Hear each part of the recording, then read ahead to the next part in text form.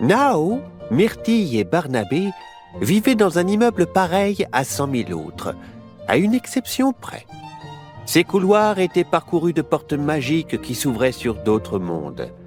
Des mondes qu'ils étaient sur le point de découvrir. Nao regardait les costumes dans la boutique de Madame Bilboquet en soupirant. Il n'arrivait pas à se décider, cow-boy ou indien, Myrtille ou Barnabé. Décidément, ce concours costumé lui posait des soucis. Il y avait plusieurs équipes et il avait fallu que Myrtille et Barnabé choisissent deux camps opposés. Myrtille préférait les cow-boys. Il gagnerait le concours, c'était sûr, selon elle. Barnabé, lui, défendait les Indiens. Il n'y avait aucune raison pour que ce soit toujours eux les perdants. Devant son indécision, Myrtille proposa « Allons faire un tour au temps du Far West. Tu verras comment sont les cow-boys avec leurs lassos et leurs pantalons en peau de vache, et tu les choisiras, j'en suis sûr. » « Non, tu comprendras que les Indiens sont plus intéressants avec leurs super chevaux et leurs coiffes, » le contredit Barnabé. Nos trois amis filèrent donc vers la porte qui menait au Far West et la franchirent. Après quelques minutes de marche, ils arrivèrent devant le panneau d'une ville indiquant « Dalash, 5000 habitants. Devise, vivre grand, penser grand. » Ils avancèrent le long d'une rue poussiéreuse traversée par des boules de virevoltants poussées par le vent. Ils passèrent devant un salon de barbier, un hôtel, quelques épiceries et un saloon. On se serait vraiment cru dans un western s'il n'y avait pas eu un détail particulier. Ils ne croisaient que des enfants en tenue de cow-boy. Myrtille se tourna vers Nao et lui dit « Bon, il n'y a que des enfants dans cette rue. Pour rencontrer de vrais cow-boys, il n'y a qu'un seul endroit, le saloon. » Et s'y dirigea. À l'intérieur, un jeune garçon jouait sur un piano trop grand pour lui. Au bar, un enfant cow-boy se tenait debout sur un tabouret pour atteindre le verre de lait que l'enfant barman lui servait. Nos trois amis s'approchèrent du bar et demandèrent « Bonjour, nous sommes nouveaux par ici. Il n'y a pas de vrais cow-boys? Où sont vos parents ?»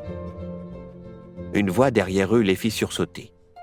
Ils se retournèrent et virent un mini-shérif les regarder, les pouces dans son ceinturon. « C'est nous, les cow-boys, étrangers !» Il leur expliqua qu'avant, ils étaient des adultes. Le lendemain d'une attaque des Usapik, la tribu indienne qui partage le territoire avec eux, ils s'étaient réveillés enfants. Leurs colts ne tiraient plus que de l'eau, leurs fusils, des bouchons. Le whisky était devenu du lait et leurs chevaux des poneys. C'étaient ces satanés indiens qui leur avaient jeté un sort, c'était sûr. Ils étaient sournois. La preuve, ils s'étaient eux aussi transformés en enfants pour leur faire croire que la malédiction les touchait. Barnabé voulut prendre la défense des Indiens quand la shérif adjointe entra avec fracas et cria « Chef, la diligence de marchandises a été attaquée.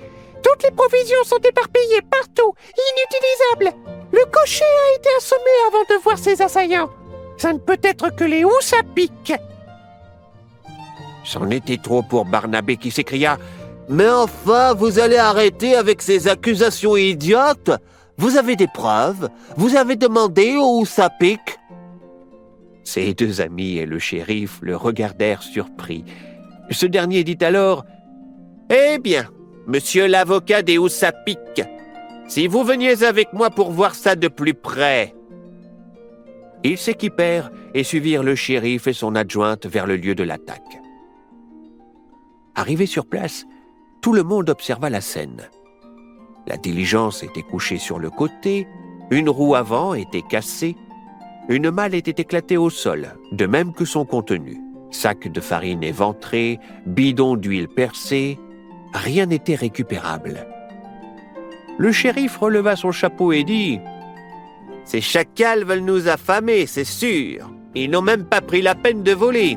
Ils ont juste voulu tout saccager. » « Reste à trouver ce qui s'est réellement passé, shérif, » répondit Barnabé. « Oh, je vais vous le dire. Les Houssapiks ont attaqué la diligence, l'étranger. » Observant la scène avec intérêt, Barnabé remarqua « Le sentier est dans un état lamentable. Il y a des trous et de gros cailloux partout. Franchement, ça pourrait être un bête accident. » « Et le cocher, qui l'a assommé alors ?» lui rétorqua le shérif. « Il ne se souvient de rien. Il a très bien pu s'assommer tout seul en tombant durant l'accident. » C'est alors que Myrtille s'exclama « Là, une plume ! Les Indiens, ça porte des plumes, Barnabé, non ?»« Ça peut être une plume de n'importe quel oiseau, Myrtille, » défendit Barnabé. « C'est pas une preuve. » Mais le shérif se rangea du côté de Myrtille.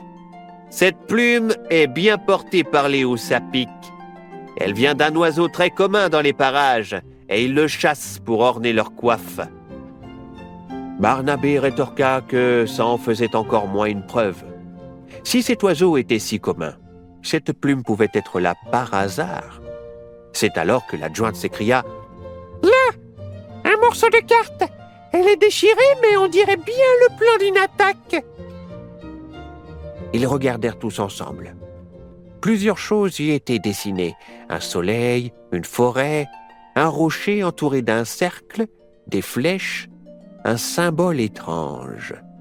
« C'est l'emplacement du Roquefort, » souffla le shérif. « Les Houssapiks préparent un mauvais coup. Ils vont se rassembler là pour attaquer Dalache, c'est sûr. Et regardez ces traits. Le 5e lever du soleil. C'est demain. » « Qu'est-ce qui vous dit que ce sont les Indiens qui ont dessiné ce plan ?» s'exclama Barnabé.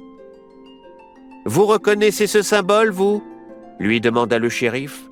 « Moi non plus. C'est bien la preuve. » Abasourdi, Barnabé regarda ses amis. Myrtille lui dit « Pour moi, c'est évident. Les Indiens ont toujours attaqué les cow-boys et là, on a la plume en plus. » Nao bredouilla quelque chose, mais sa voix fut recouverte par celle du shérif. « Nous rentrons à Dalache. Il faut absolument se préparer pour cette attaque. » Barnabé protesta. « Il faut aller voir les Houssapiks pour vérifier. Les preuves ne sont pas suffisantes. » Il regarda Myrtille qui semblait réfléchir, et Nao qui, lui, évitait son regard. Il reprit, agacé. « Oh, et puis flûte, je veux en avoir le cœur net. Je vais chez les Houssapiks leur demander des explications. » Et il fila dans la direction du village que le shérif leur avait indiqué au début du voyage. Prise de remords et ne voulant pas l'abandonner, Myrtille se mit à sa poursuite, suivie de près par Nao. Elle se demandait si finalement elle n'avait pas réagi trop vite, juste par esprit de contradiction. En chemin, ils discutèrent de la situation et elle dut bien admettre que les preuves étaient assez légères. Concernant la diligence, il pouvait en effet s'agir d'un pur accident. Mais quand même, cette plume, cette carte... Elle était plongée dans ses réflexions lorsqu'une flèche à ventouse se colla à sa selle. Ils s'arrêtèrent net. Une troupe d'enfants indiens se dressait sur une colline un peu plus loin et leur crièrent quelque chose qu'ils ne comprirent pas. Barnabé sortit un mouchoir blanc de son coussinours et le secoua en criant « Nous venons en paix !» Ils réussirent à expliquer la raison de leur présence. Ils furent guidés au village où le chef les accueillit plutôt froidement. « Vous n'êtes pas de la tribu des visages pâles. Que voulez-vous? Voir le résultat de la malédiction qu'ils ont déclenchée ?» Surpris, nos trois amis expliquèrent que les cow-boys pensaient de leur côté que les Houssapiks en étaient les responsables.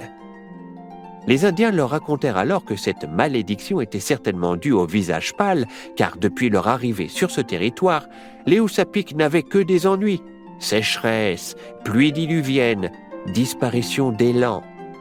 Et un matin, ils s'étaient réveillés enfants. En même temps, vous avez attaqué la diligence des cow-boys et vous préparez un assaut contre eux demain, dit alors Myrtille. Le chef la regarda complètement étonné. « Une attaque? Nous? Mais ce sont toujours les visages pâles qui nous agressent. Nous ne faisons que nous défendre. » Attendez! Vous n'avez pas lancé la malédiction et vous dites ne jamais avoir assailli les cow-boys? Et vous n'avez pas attaqué la diligence? Et vous ne préparez aucun combat demain? Les cow-boys pensent le contraire. Quelqu'un a dû laisser cette carte-là exprès. Nous devons absolument nous rendre au Roquefort. Nous saurons qui essaye de vous faire accuser les uns les autres. Après de longs pourparlers, les Indiens acceptèrent la proposition de nos 3 amis. Barnabé, Myrtille et Nao expliqueraient la situation aux cow-boys. Le lendemain matin, ils se rendirent au lieu indiqué par la carte. Le shérif et ses hommes étaient déjà sur place. Barnabé, Myrtille et Nao s'avancèrent en agitant leurs mouchoirs blancs. « Nous avons pu parler où ça pique! Ils n'ont pas lancé la malédiction. Ils n'ont pas non plus préparé d'attaque aujourd'hui, » dit Myrtille. « Alors pourquoi sont-ils là? Et armés en plus ?» répondit le shérif en descendant de son poney et en redressant son chapeau. « Ils sont venus pour voir qui a préparé cette attaque et vous aider à attraper le coupable. » « Ça sent le piège à plein nez, » persifla le shérif. Il fit signe à ses hommes de se préparer au combat. C'est alors qu'un cri effroyable se fit entendre, un cri de guerre à n'en pas douter. Cela venait de derrière le gros rocher près de la forêt. Les cow-boys attrapèrent leur lasso et filèrent vers le rocher de leur côté. Les Indiens firent de même du leur. Les 2 groupes disparurent dans les bois. À leur retour, Barnabé et ses amis comprirent qu'ils revenaient bredouilles. Malheureusement, les uns comme les autres n'avaient vu que des ombres dans les bois. Pour Barnabé, une chose était sûre, c'était la preuve que quelqu'un d'autre préparait cette attaque. Le chef et le shérif durent admettre qu'ils s'étaient trompés. Ils proposèrent même, au grand soulagement de nos 3 amis, de faire une trêve. Le chef et son sorcier allaient partager le calumet de la paix en chocolat avec les cow-boys. Le soir, on s'installa autour du feu, on croqua dans le calumet et on parla. Les 2 camps se rendirent compte qu'ils n'étaient pas capables de se souvenir de la première fois où ils s'étaient battus, ni de pourquoi ils l'avaient fait. Tout allait pour le mieux quand l'adjointe du shérif s'exclama soudain « Mon chapeau! On a volé mon chapeau !» Le sorcier s'écria presque au même moment « Mon paquet de plantes de la paix! Il n'est plus dans mon sac !» Les 2 camps s'échauffèrent. Les cow-boys dirent que l'ombre qu'ils avaient vue dans les bois portait une coiffe indienne, alors que les Indiens étaient sûrs que c'était un chapeau de cow-boy. Chaque camp accusa l'autre de l'avoir dupé. Certains commencèrent même à se battre. Le shérif cria alors, pour couvrir le bruit, « J'en ai assez des mensonges et des traîtrises. Nous réglerons ça, ici, demain, au lever du soleil. Venez avec vos meilleurs hommes. Le vaincu devra quitter le territoire. » Le chef accepta et les Indiens partirent, furieux. Myrtille remarqua que quelque chose avait changé chez ceux qui s'étaient battus, mais elle ne sut dire quoi. Le shérif les regarda et leur dit « Quant à vous, je vous tiens à l'œil jusqu'à l'aurore. » Le lendemain matin, les 3 amis regardèrent, dépités, les cow-boys partir se battre. Le shérif leur avait ordonné de rester en ville. Myrtille avait toujours cette drôle d'impression que les enfants qui s'étaient battus la veille avaient changé. Elle les regarda de plus près et comprit. Mais oui, ils avaient rajeuni. Elle expliqua sa découverte à ses amis. « Ils deviennent de plus en plus jeunes à chaque fois qu'ils se battent. S'ils continuent comme ça, ils vont redevenir des bébés et ils ne pourront même plus s'occuper d'eux-mêmes. Il faut l'expliquer aux 2 camps. Mais comment faire ?» Nao, tout triste, dit « Et dire qu'hier, ils ont failli être amis. Tout ça à cause d'un inconnu qui voulait attaquer on ne sait même pas qui. » Barnabé lui répondit « Oui, au moins ils s'étaient alliés. » Myrtille s'exclama « Mais oui, vous avez raison. On va leur créer un ennemi commun. Un truc qui leur ferait peur. Je ne sais pas, moi.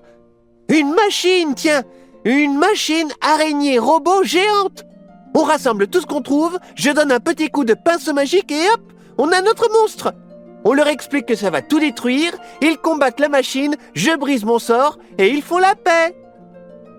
Alors, ils ramassèrent tout ce qu'ils trouvèrent, des planches, des cailloux, des morceaux de fer rouillés, et les assemblèrent de manière à créer une machine effrayante. Myrtille lança son sort, et même si la machine était bancale, elle était effectivement convaincante. Une machine de fer et de bois avec des pattes d'araignée et une tête de pieuvre. Ils partirent à dos de poney, poursuivis par la machine que Myrtille téléguidait avec son pinceau. Barnabé était en tête et hurlait « Au secours! Un monstre géant arrive! Il va tout détruire !» Les deux camps, sur le point de commencer leur bataille, regardèrent derrière Barnabé et ouvrirent des yeux énormes. Il arriva à la hauteur du shérif et du chef et leur dit, affolé, « Nous connaissons ce genre de monstre. L'un d'entre eux a failli détruire notre monde. » Le chef et le shérif lui demandèrent d'une seule voix, « Comment l'avez-vous vaincu ?»« En unissant nos forces. » À ce moment-là, la machine qui s'était approchée donna un grand coup de patte dans leur direction. Ils l'évitèrent de justesse. Barnabé jeta un regard surpris à Myrtille qui arriva au galop et lui expliqua « Je ne la contrôle plus. Elle va vraiment tout détruire. Il faudrait la faire tomber. Elle se casserait toute seule. » Pendant ce temps, Nao regardait les cow-boys essayer de lancer leur lasso pour attraper les pattes du monstre de fer, mais leur poney était trop lent. Ils ne pouvaient pas s'approcher assez près sans risquer de se faire toucher. Ceux des Indiens étaient plus rapides, mais ils ne pouvaient rien faire avec leurs flèches à ventouses. « J'ai trouvé. Il faut que les cow-boys montent sur les poneys des Indiens. Ils pourront s'approcher assez pour lancer les lassos et faire dégringoler la machine. » Après avoir écouté l'idée de Nao, le chef et le shérif firent passer les ordres à leurs hommes. Ainsi associés, cow-boys et Indiens encerclèrent la machine et après quelques tentatives, réussirent à la faire s'effondrer. C'était fini. Ils avaient gagné, ensemble. Ils sautèrent de joie et se prirent dans les bras. C'était la première fois depuis très longtemps que cow-boys et Indiens se félicitaient ainsi. À cet instant, un tremblement de terre se fit ressentir. Une fumée suffocante les enveloppa, puis un vent glacial se leva. Une fois la fumée dissipée, ils étaient redevenus adultes. Une forme humaine apparut au sommet du roc fort et dit « Je suis l'esprit de Pied Gentil, le sorcier de la tribu des Patoutous. Cette tribu passait son temps à faire la guerre et cela l'a mené à sa perte. Avant de disparaître à mon tour, j'ai jeté un sort à ce territoire. Tous les membres des tribus qui chercheraient à se faire la guerre redeviendraient des enfants jusqu'à ce qu'ils apprennent à vivre pacifiquement. Car des enfants, ce n'est pas censé faire la guerre. À vous, il aura fallu beaucoup de temps, mais il semble que vous ayez enfin compris. La malédiction est levée, mais attention, au moindre signe de guerre, rien ne dit qu'elle ne retombera pas sur vous. » Sur ces dernières paroles, l'esprit s'évanouit dans l'air. Les Indiens et les cow-boys se regardèrent et se serrèrent la main. Ils vinrent aussi saluer les trois amis, grâce à qui la paix était revenue sur le territoire. Le soir même, ils découvrirent que la plupart des choses qu'ils se reprochaient étaient en effet dues au hasard. La diligence, c'était bien un accident dû à l'état de la route. La carte retrouvée était celle d'un zoologue amateur qui l'avait perdue. Elle indiquait le jour et le lieu où il aurait pu observer un troupeau d'élans. Troupeau d'élans qui fut pris pour le mystérieux inconnu du Roquefort. l'ombre de leurs cornes pouvant passer de loin pour des coiffes d'Indiens ou des chapeaux de cow-boys. Avant que Nao, Myrtille et Barnabé ne repartent, les deux camps leur offrirent à chacun 2 beaux costumes et leur promirent de ne pas s'accuser les uns les autres sans vérifier les preuves. De retour chez eux, Myrtille proposa de porter une moitié de costume d'Indien et une moitié de costume de cow-boy et de créer leur groupe rien qu'à eux. Les cow-boys et les Indiens super copains. Ils ne gagnèrent pas le concours, mais ils étaient heureux. Pour eux, ils portaient les meilleurs costumes du monde, ceux de l'amitié.